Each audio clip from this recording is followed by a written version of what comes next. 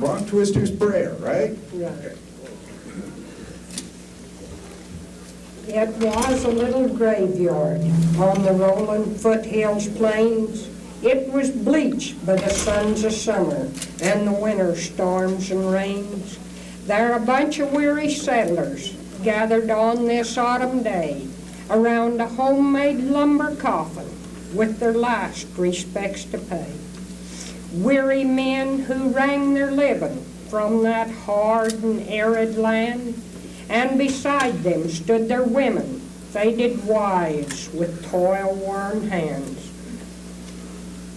Oh, there wasn't any preacher, and the congregation, it was slim.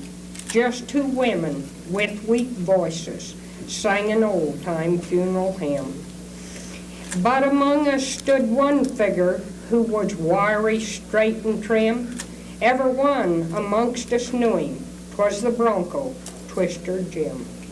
He'd helped to build the coffin. He'd helped to dig the grave. And his instincts seemed to tell him how he really should behave. The old wife, she's sobbing there, for her husband of a lifetime laid away without a prayer. Then she spies this Bronco Twister, and she walks right up to him, puts one trembling arm around him, and says, "Pray, please won't you, Jim?" You could see his figure straighten with a look of quick surprise, dart across them swarthy features and them hard daredevil eyes. He could handle any Bronco, and he never dodged a fight. Up till now, no one had ever seen his face turn white.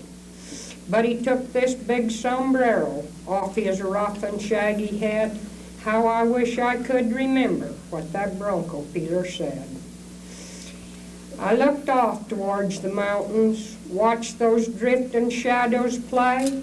Silence must have rang in heaven when they heard the way Jim prayed. Oh, he had no education. On the range his life was spent, but the maker of creation knew exactly what he meant. At last, when it was finished, and the grave had all been filled, on his half-unbroken pony he rode off towards the hills.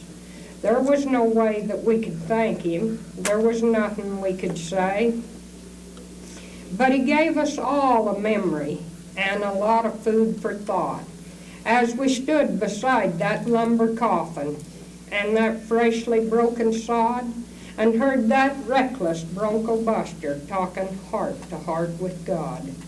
It's been nearly 50 years since we gathered in that little graveyard lot, and